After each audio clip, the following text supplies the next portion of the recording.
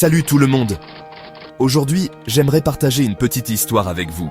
Ça s'appelle « La leçon du verre d'eau ». Et croyez-moi, c'est le genre d'histoire qui vous marque. Alors, on a Thomas, un trentenaire un peu frustré. Il débarque un jour dans le bureau de son pasteur, tout énervé et agité. « Pasteur, j'en ai marre !» explose Thomas. Ces gens à l'église, ce sont tous des hypocrites. Ils se disent le chrétien, mais regardez comment ils se comportent. Le pasteur, calme comme toujours, écoute.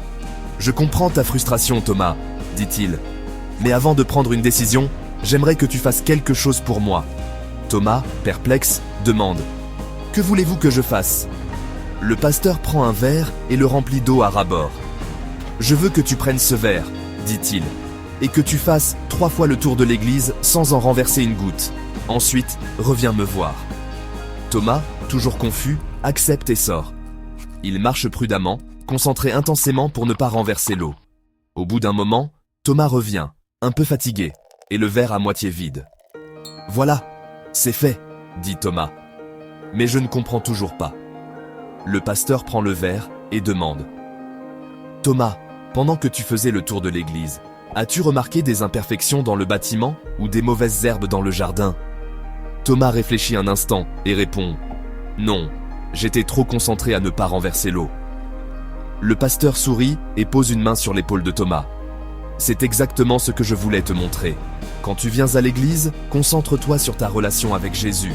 Ne laisse pas les imperfections des autres te distraire. » Les yeux de Thomas s'écarquillent. Il comprend. « Je comprends maintenant, » dit-il doucement. Le pasteur continue. « Nous sommes tous imparfaits, Thomas. L'église n'est pas un musée pour les saints, mais un hôpital pour les pécheurs. Nous sommes ici pour grandir ensemble, pas pour nous juger les uns les autres. » Thomas hoche la tête, plongé dans ses pensées.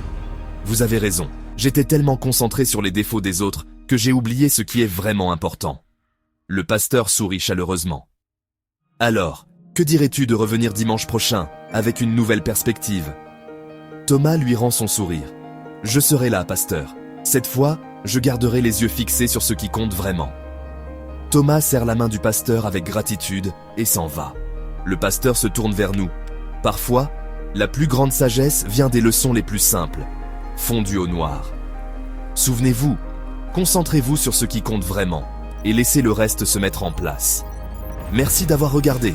Et si cette histoire vous a touché, n'oubliez pas de liker, commenter et vous abonner pour plus de contenu inspirant. Prenez soin de vous.